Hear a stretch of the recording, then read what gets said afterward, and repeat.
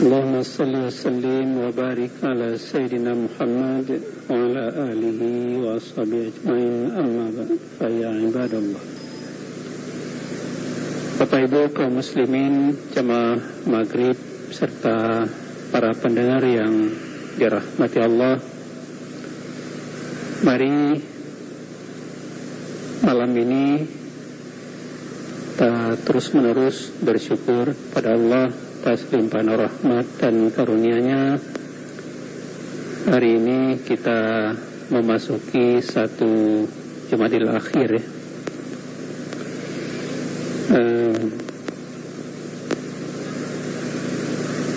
Mudah-mudahan perjalanan waktu ini tidak membuat kita lalai dan larut dalam kondisi yang seperti ini, tapi terus meningkatkan rasa syukur kita kepada Allah Subhanahu wa Ta'ala.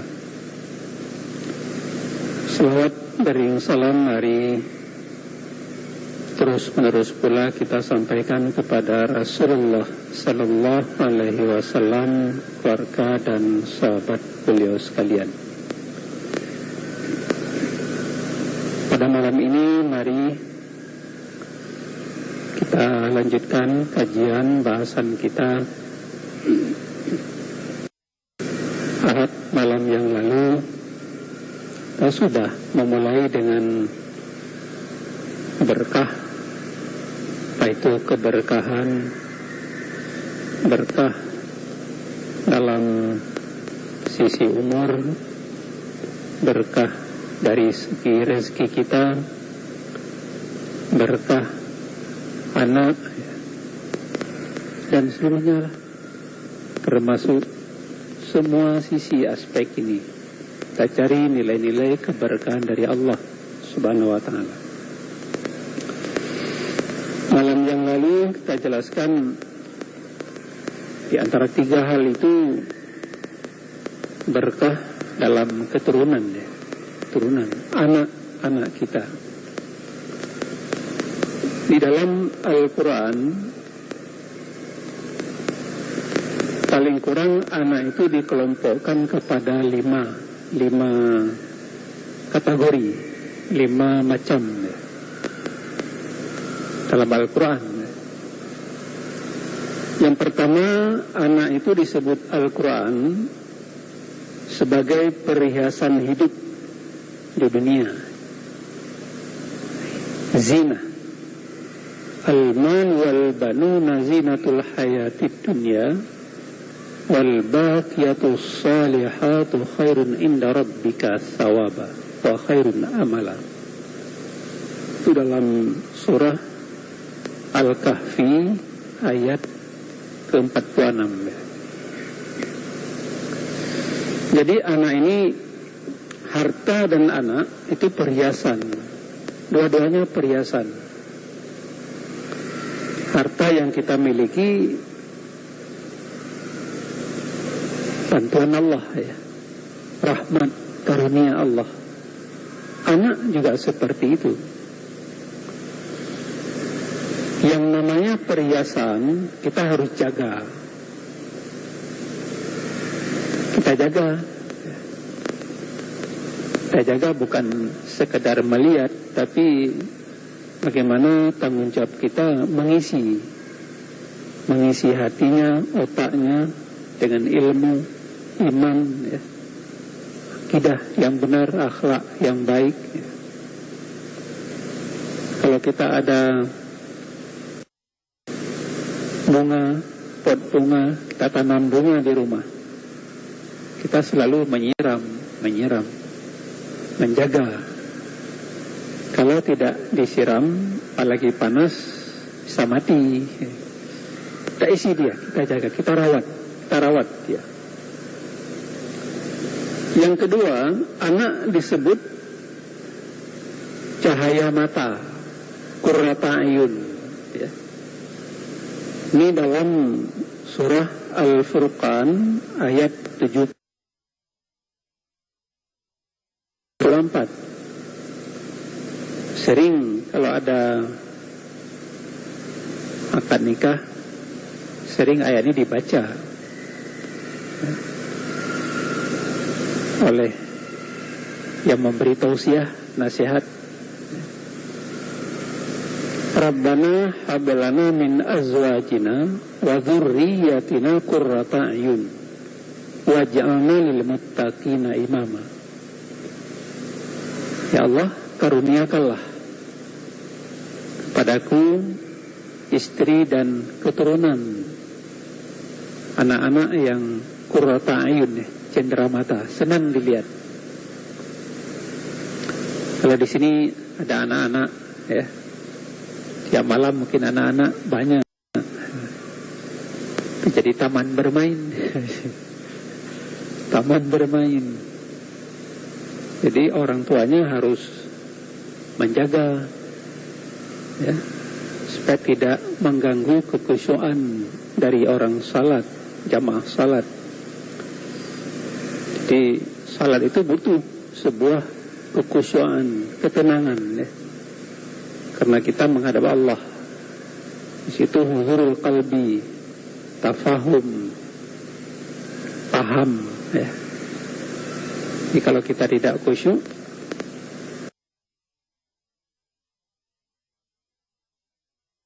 nilai kadar fadilah itu kan tidak kita dapatkan, gitu. Kemudian anak itu bisa, kata Allah, sebagai ujian. Ini dalam surah Al-Anfal ayat 28, ya. Al-Anfal ayat 28. Wa'lamu annama amwalukum wala auladukum fitnah. Ketahuilah bahwa harta dan anak-anakmu itu cobaan, fitnah. Kalau anak itu jadi cobaan, berarti bencana. Hari ini dikatakan bukan saja narkoba, tapi juga pornografi. Kita ditantang, ya, diserang dalam berbagai penjuru, ya. Jadi narkoba satu sisi, kedua pornografi, belum ke porno aksi, ya. Baik melihat gambar, mendengar, ya, diakses lewat alam maya internet, sangat merisaukan. Sila tanggung jawab kita bagaimana mengupayakan, menjaga, mendeteksi itu semuanya. Kita nggak bisa juga menahan, jangan televisi, ya, parabola, seluruhnya internet. Memang sudah eranya seperti itu, ya. Karena kita jaga, kita sekat, ya.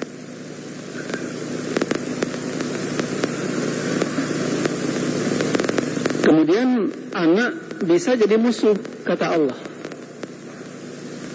At-Taghabun ayat 15. Bukan saja bencana, fitnah, tapi jadi musuh. Ya ayyuhalladzina amanu inna min azwajikum wa auladikum aduwwan lakum fahdharuhum. Musuh, jadi musuh dengan anak. Wahai orang-orang yang beriman, sesungguhnya istri-istrimu, anak-anakmu itu jadi musuh. Maka hindari itu, jaga dengan baik. Fitnah jadi musuh lagi, ya. Dan ini sudah dijelaskan dalam Al-Quran. Malah anak para nabi dan rasul juga jadi fitnah, jadi musuh, lawan, jadi lawan. Kemudian yang terakhir, anak itu sebagai amanah, diberi oleh Allah. At-Tahrim ayat 6. Ya ayyuhalladzina amanu qu anfusakum wa ahlikum nara. Amanah, titipan Allah kepada kita sekalian. Kalau kita tidak menjaganya dengan baik, berarti jadi bencana tadi. Bencana. Bapak Ibu sidang jamaah sekalian, bila kita melihat dari 5 macam hubungan dengan tugas dan kewajiban orang tua,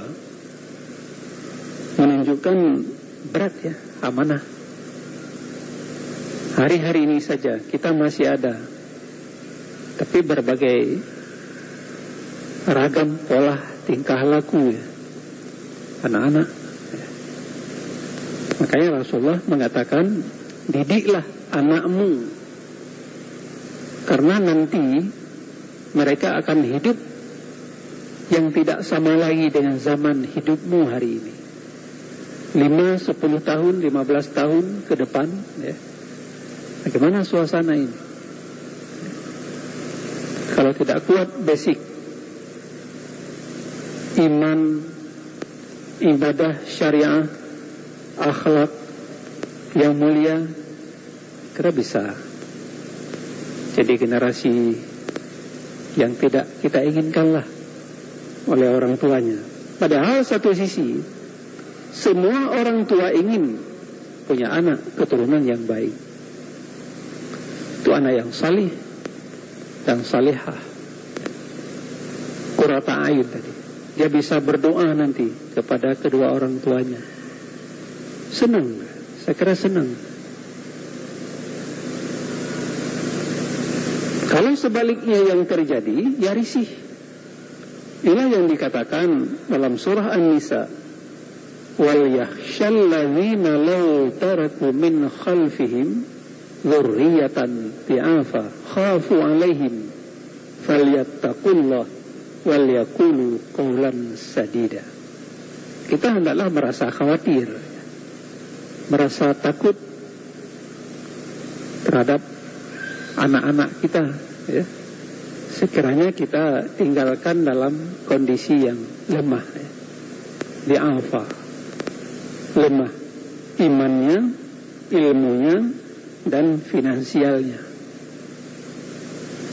Akan jadi sesuatu yang tidak kita inginkan nanti.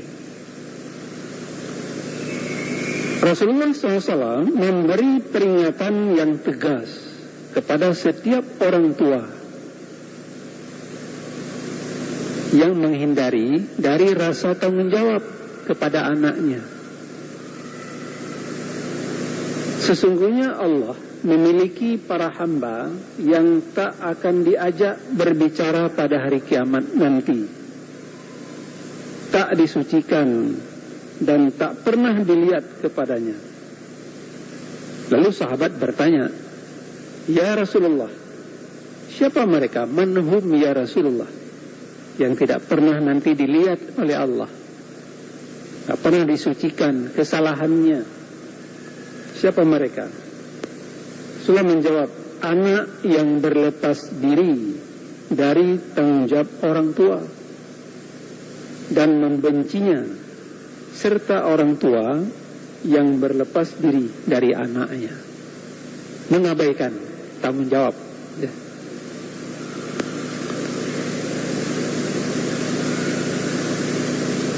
Kalau kita melihat dari berbagai hal ya, yang kita rasakan, mungkin kita alami hari ini ya.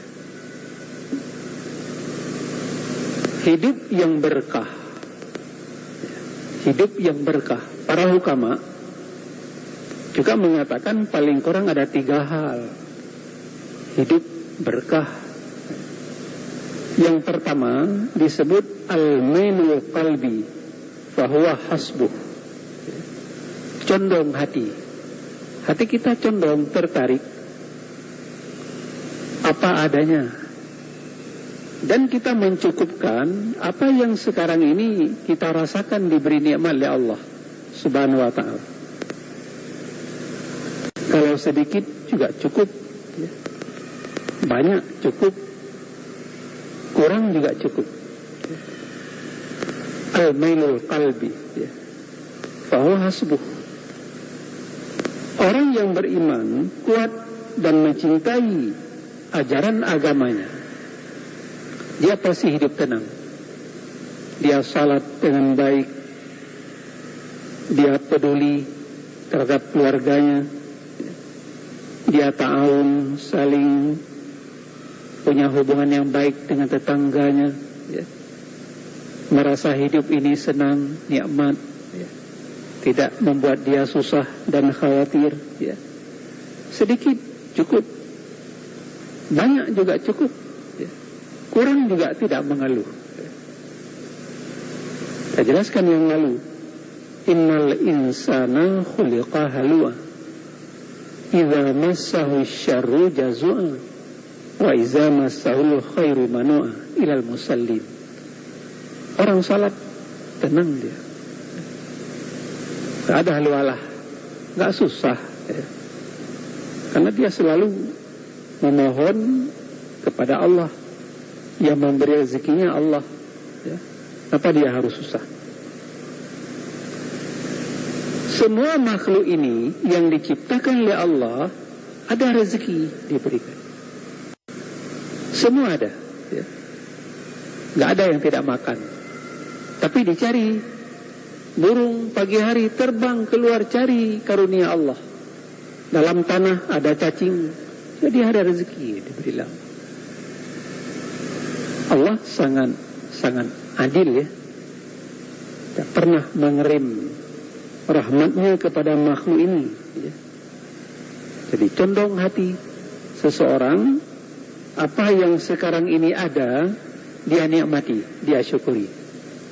Wa man yashkur fa innama yashkuru nafsihi wa man kafara fa inna rabbi ghaniyyun karim. An-Naml ayat 40. Barang siapa yang bersyukur, maka sesungguhnya dia bersyukur untuk dirinya. Tak salat, ya, kan bukan untuk Allah. Tak salat untuk diri kita sendiri. Karena itu sebuah kewajiban, fardhu in. Oh, saya tidak mau salat, biar jerah Allah. Allah tidak akan terpengaruh. Kalau seorang hamba, dia juga berbuat tidak baik, tidak mempengaruhi wujud kekuasaan kebesaran Allah, nggak ada pengaruh apa-apa. Tapi kita nanti diberi sisaan azab, kan, karena mengabaikan perintahnya. Wa man kafara, barang siapa yang kufur, fa inna rabbi ghaniyyun karim. Ya, silakan kufur, silakan menolak aturan Allah. Maka sesungguhnya Tuhan Maha Kaya, lagi mulia dia, tidak mengurangi, ya. Ada persoalan dengan Allah. Ketika Rabi'ah Adawiyah ditanya oleh gurunya, oleh muridnya, kenapa kamu malam hari bangun malam tahajud, siang hari berpuasa, ya, apa kamu mau masuk surga? Oh, bukan. Saya ibadah ini karena cintanya kepada Allah, mahabbah, ya. Soal surga nanti urusan kedua, urusan Allah. Yang penting kewajiban dulu. Kita karena cinta mahabbah pada Allah Subhanahu wa ta'ala. Makanya orang-orang kafir, walladzina kafaru a'maluhum kasarabin biqi'atin yahsabuhu dam'an ma'a. Orang-orang kafir itu dikira amal-amal mereka itu ya seperti fata morgana. Gak ada apa-apa. Fata morgana kita lihat sana di padang pasir, dari jauh karena panas seolah-olah air gitu. Ketika kita mendekat, ya tidak ada apa-apa di sana, malah semakin panas gitu. Di Qiyah, ya, di tanah yang datar, dia kira itu air untuk melepaskan dahaga, padahal tidak. Itu orang kafir. Hatta idza ja'ahu lam yajidhu syai'a. Tidak ada apa-apa dia dapatkan di situ. Itu orang kafir hidup dunia seperti itu. Tapi orang Islam yang mukmin yang bersyukur, dia menikmati hidup ini dan juga akan menikmati hidup sesudah dunia ini. Subhanallah. Inilah yang kita baca, Rabbana atina fid dunya hasanah wa fil akhirati hasanah wa qina adzabannar. Sekira paling kurang ya, paling kurang. Doa-doa seperti itu kan sudah, Rabbana atina fid dunya hasanah kan sudah semua masuk. Kebaikan di dunia yang kita mohon.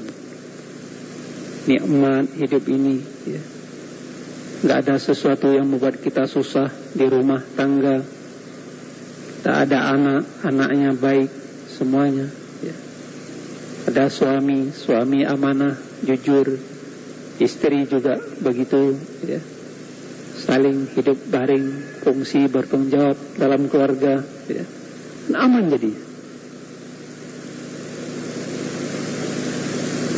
Itu yang pertama saya kira para hukama, hati ini gimana kita buat hati jadi damai, tenang ya.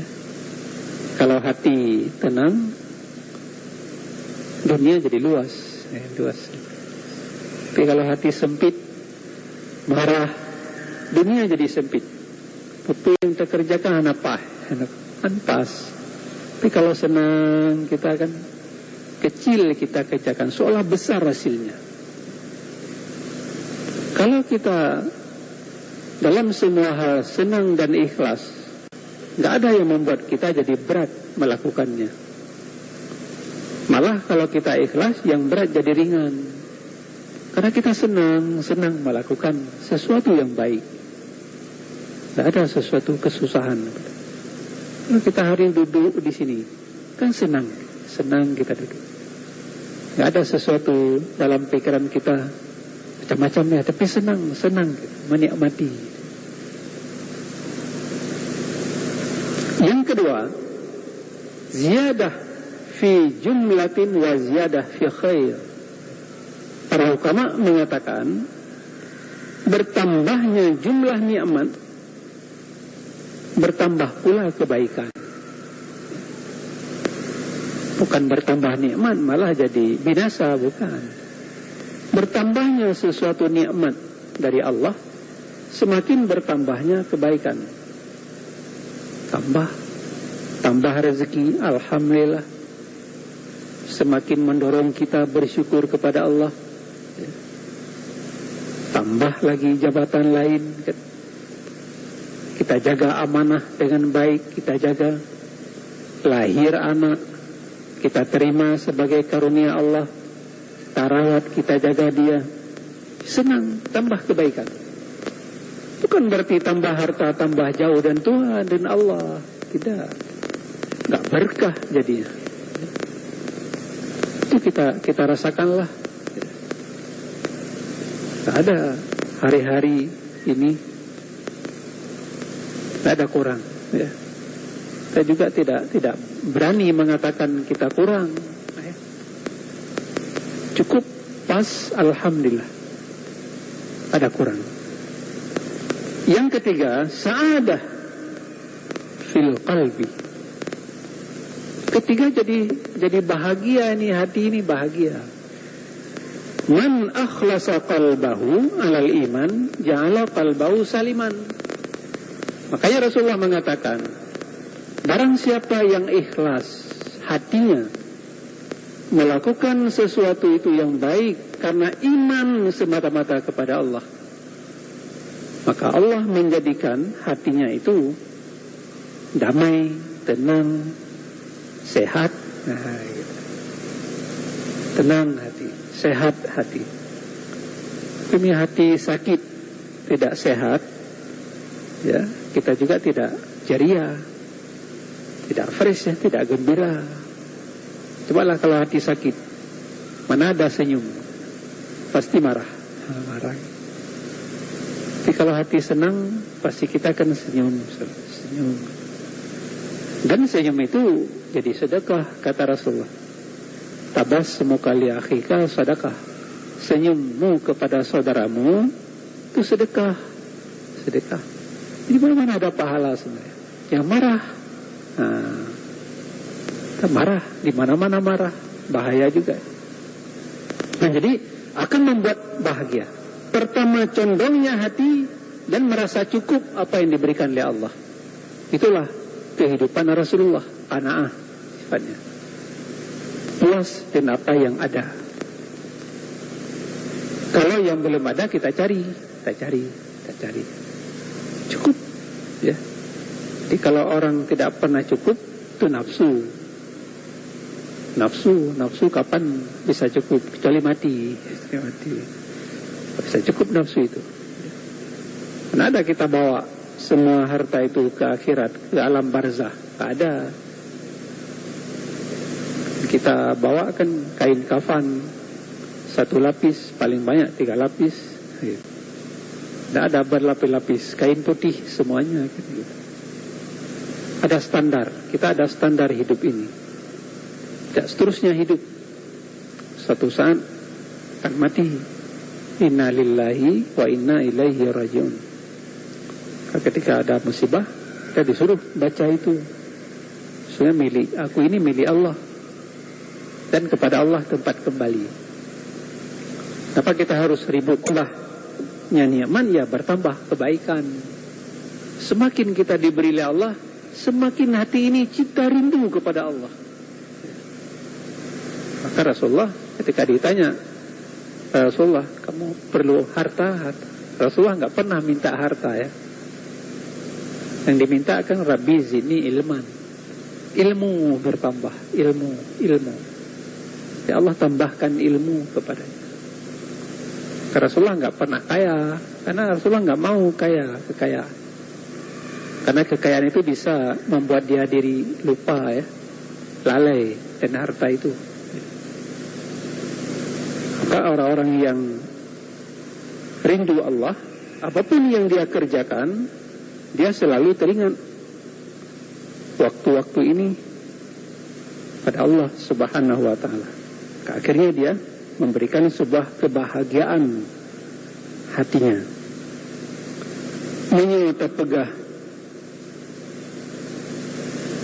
guna ubibut kelagian. Tak aman saja itu. Apa yang kita katakan, apa yang kita lakukan, pegah ubibut, ubud kan ubina. Makanya Al-Quran mengatakan wala taqulu ma la taf'alun, ya. Jangan sekali-kali kamu mengatakan sesuatu yang tidak pernah kamu kerjakan. Menyata pegah habibut, tapubut kerubina. Nilai sebuah kejujuran, sebuah amanah. Setelah kita mulai amanah dari diri kita, dari masjid ini, dari masjid. Gak ada kejujuran di warung kopi. Dari masjid lah kejujuran di sini, ya. Pengamalan amal ibadah. Tapegah haba uro tanging ulikut. Tapegah haba malam tanging lang seput. Itu petuah orang tua. Artinya kita tidak du. Gitu. Tapi semua muslihat, ya. Sopan santun, hana pegah kegop, ya. Ngui berlaku tubuh, pajuh berlaku atra. Selesai persoalan. Filosofi yang sangat dalam namanya. Kan ini semua petuah orang tua dulu kan sumbernya juga dari sunnah Al-Quran, kan. Dapat pendapat hukama, para ulama dan sebagainya. Ya, kita akan goyah, ya. Kita. Tapi hadirin sidang jamaah sekalian, makanya tidak berkah hidup ini. Orang-orang tidak berkah hidup.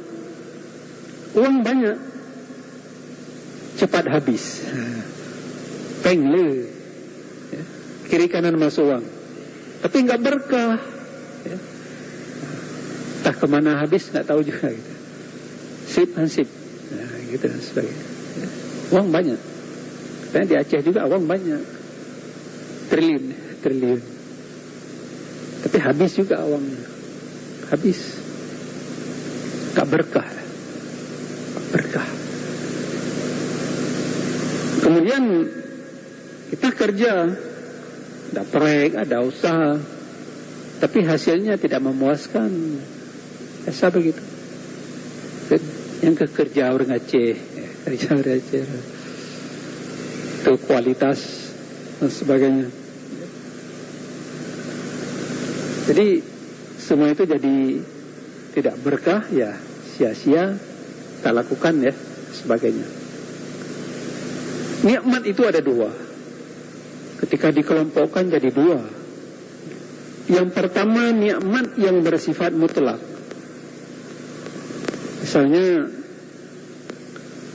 nikmat yang akan mengantarkan seseorang pada kebahagiaan abadi, seperti nikmat iman, nikmat Islam. Itu kan abadi, mu'abbad dia. Kita yakin Allah, kita iman Allah, amantu billah wa amantu bi rasulih. Tidak sekedar kita ucapkan, tapi kita amalkan, aplikasi dalam kehidupan. Iman kepada Allah, itu yang gesuruh tak pebut ya. Itu yang gelarang tak pejauh. Nikmat sekali itu ya. Ini dijelaskan dalam surah An-Nisa ayat 69. Yang kedua, nikmat bersifat muqayyad, mengkait dengan yang lain. Nikmat juga. Misalnya nikmat yang digambarkan dalam bentuk sehat kita. Sehat kan sebuah nikmat. Coba mihana sehat. Tak paju sapu hanjit. Uang peng na langkih. Tapi hanjit paju gitu. Tak apa awang. Kamu menikmati, lihat saja orang lain makan kan gitu. Yang kedua anak, nikmat anak. Betapa bahagia seorang tua, orang tua, kalau anaknya baik, akhlaknya baik, sekolahnya baik, sukses, ya. Senang kan? Ada orang tua tidak senang kalau anaknya sukses. Bagaimana kalau anak itu masuk penjara? Kasus narkoba, pusing dia. Tengah tabunya karena boleh nikah, pusing, terganggu sistem menikmati hidup ini. Kekayaan, kaya diberi Allah, tapi malah kaya tidak bisa menikmati kekayaan dan sebagainya. Kemudian istri yang salihah, istri di rumah salih. Kalau istri yang saleh kan, kalau kita melihat istri, suaminya jadi senang. Iza saratkah, kalau kita melihat, kata Rasulullah, suami membuat jadi senang gitu. Karena kesalehannya ya, kepatuhannya, sopannya, santunnya, sebagainya lah, tidak membangkang, ya, tidak melawan suami dan sebagainya. Nah, jadi semua itu. Nah, inilah kita menciptakan ya, anak yang baik. Ya. Rabbi habli minas salihin. Itu doa Nabi Ibrahim. Ya Allah, karuniakan kepadaku anak yang baik. Nabi Ibrahim sudah 80 tahun baru ada anak. Karena dari Sarah tak ada anak. Menikah Hajar baru ada anak Ismail. 80 tahun. Tapi selalu berdoa kepada Allah, dikabulkan. Rupanya jadi meneruskan tugas beliau juga seorang rasul nanti, Nabi Ismail. Belakangan baru lahir Ishak dari Sarah. Dia jadi nabi. Ismail menurunkan Nabi Muhammad, terus Quraisy, Ishak melahirkan Nabi Yakub, Bani Israel, sebagainya. Jadi seperti itu ya. Jadi kita nikmati ya, anak yang baik. Baik hadirin kaum muslimin sidang jamaah yang dirahmati Allah. Ya, inilah beberapa hal malam ini kita saling mengingatkan dalam waktu yang terbatas ini. Ya, mudah-mudahan kita terus meningkatkan rasa syukur kita kualitas ibadah sambil kita juga tidak melupakan anak keluarga kita, ya. Ku anfusakum wa ahlikum nara, yang semakin kita ditantang dengan era global modern hari ini.